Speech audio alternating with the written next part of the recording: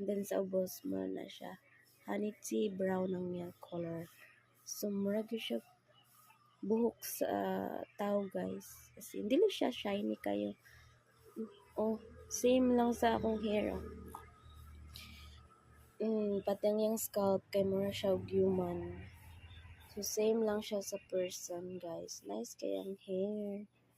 So kapang upat na ni siya na akong order. So far tanan akong wig is mga nice.